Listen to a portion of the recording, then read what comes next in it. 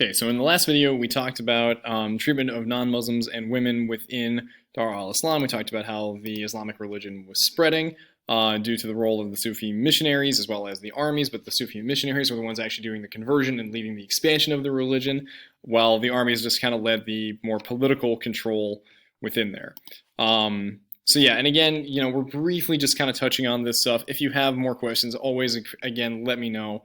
But also, the book is a great resource, and you can find a lot of other great sources online. So just let me know.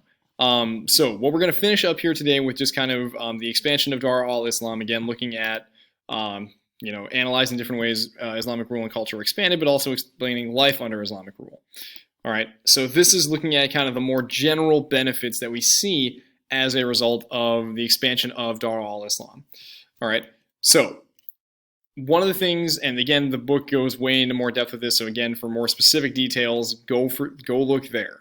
All right, in terms of especially the types of crops, the different things that are kind of thrown out there.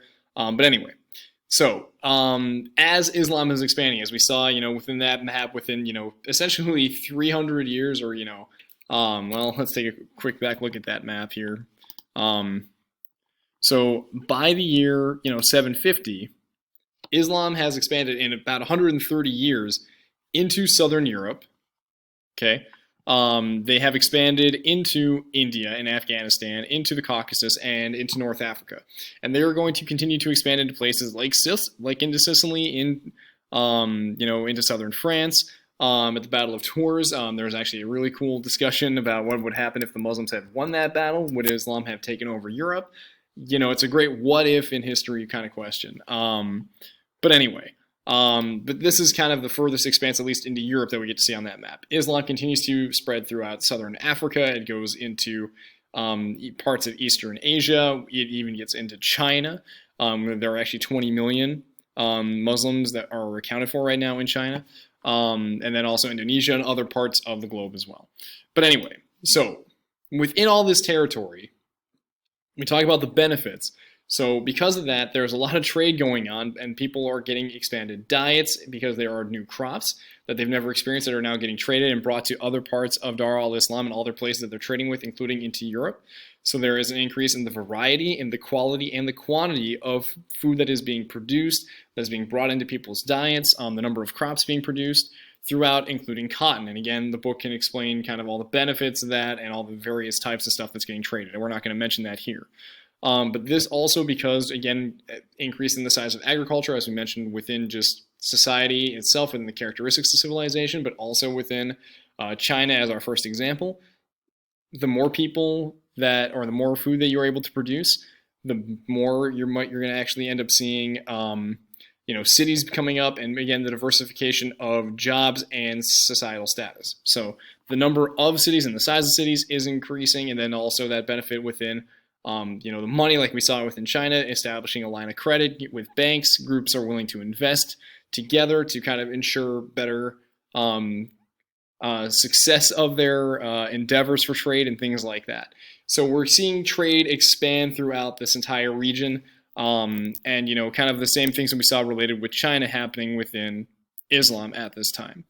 All right. So again, within this vast amount of territory, you're also seeing safer trade because you're having one or two groups that are in control, especially within those caliphates within the Umayyad and the Abbasid caliphates. Now, again, those are gone by the time we're starting to talk, 1200, 1250.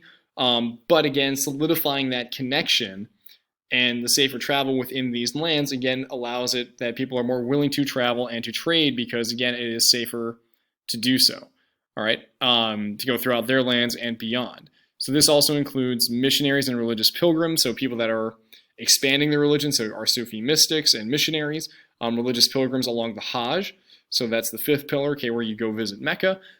People are more willing from around the Islamic world to visit, and so again, you have that, but also traders, scholars from both Europe, within Asia, within Dar al Islam, North Africa, are willing to travel to these various hotspots and these various cities and centers of learning to expand on their knowledge, but also to create new things, whether that is technological advancements, whether that is agricultural advancements, new ideas on religion, or revitalizing old cultures that are kind of being forgotten, or just even copying down manuscripts.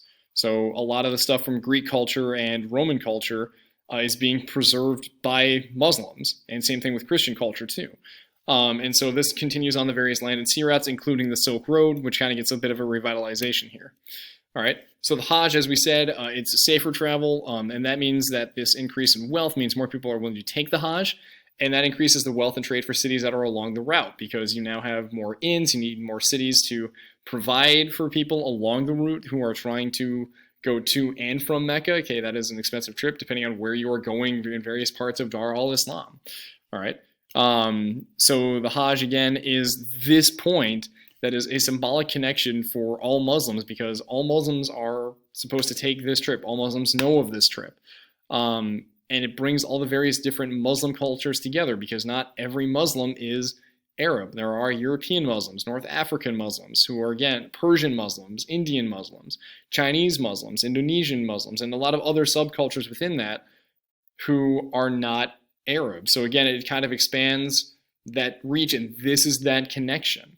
All right, the religion is the connection. And within that, you also have the linguistic part. Okay, Arabic was never a written culture, or was never a written language until Islam happened.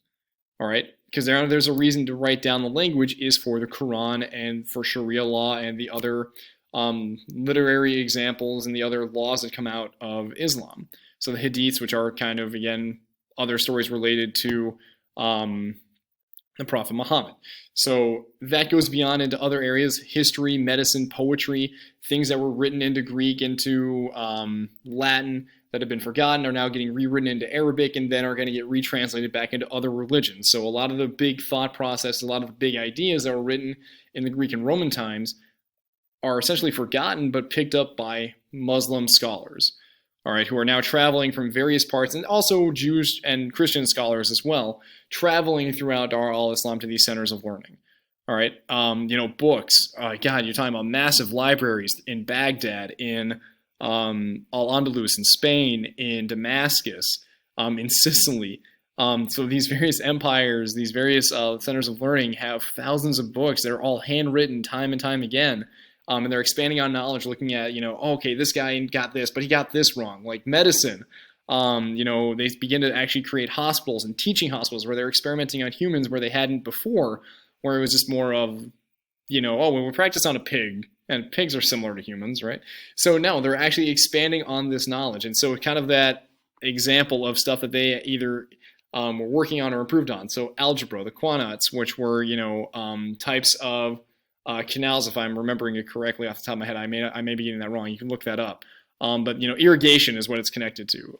The astrolabe, which the book talks about, look more for that. Greek philosophy and things like that are all expanded on because of this increased pressure and learning. And in many cases, this works really, really well with Islam. Now, it also finds a lot of critics within, again, the more conservative Muslim scholars or Muslim religious scholars who at times, again, will come into conflict with it, and there'll be backlash. But for the most part, this is the reason why we see kind of where that Renaissance period will take place inside of Europe does not happen without the preservation and the expansion of knowledge from the Muslims in that time period between the collapse of the Roman Empire and the beginning of the Renaissance period.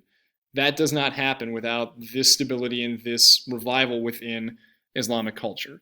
And again, the book details a lot more of this with more specific examples, so definitely look in there. Make sure you're looking at that.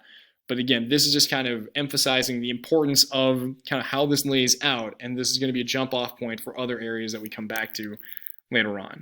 And also, a final connection here to our AP Human Geography term, lingua franca. All right. So having that one language that ties people together, that makes it easier for trade, that makes it easier for other things. Arabic is the religious language. Okay, you might be living in India, you might be living in Pakistan, Indonesia, China, Morocco, Spain, all within very different styles of language and linguistic families. Arabic is the language of Islam within prayers. That is where you're supposed to pray. So it becomes that lingua franca that, again, ties people together like the Hajj and like the beliefs within the religion. So this is why we talk about the expansion of Islam, but also the connections within its ties to Arabic too. So that's where we're going to stop. And again, if you ever have questions, please let me know.